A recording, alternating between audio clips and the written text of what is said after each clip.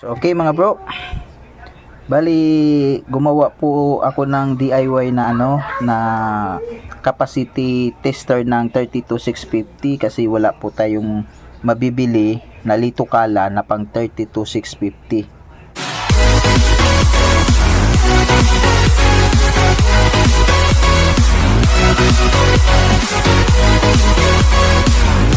Mayroon siya 18650, yung basta yung mga 32650 or 3700 wala siyang mabibili, no. So ganito lang mabibili natin. Yan yung ZB2L3 yan.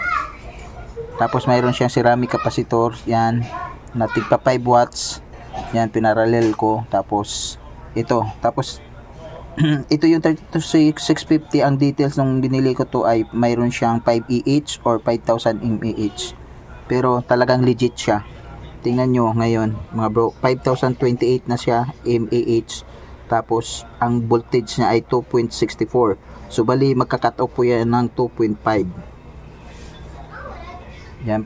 yan po ang cut off niya, so bali lampas na po siya yan mga bro. So legit na legit po itong battery na to. Salamat seller na kumbaga hindi ako naloko dito nung binili ko to, no? Sulit. Salamat uli. Nakita nyo mga bro, ayan 2.64, tapos yung mAh niya ay 5035 na, tapos mayroon 0.73 amps. 5,000. So bali aabot pa yan ng mga baka 5,200 o 5,300. So antabayan na lang natin yan mamaya mga bro, no? So okay, balikan natin yan after 1 hour.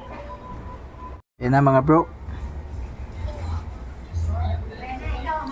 2.5 na siya, 2.50.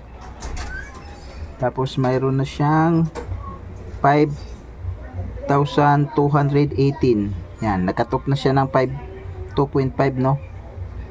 Ayan. Yan ang laman nitong battery na to, no mga bro.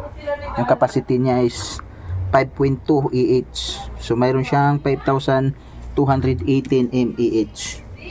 Yan. So nag-cut off na siya ng 2.5. So okay. Salamat uli seller. Napaka legit nito. So bye bye.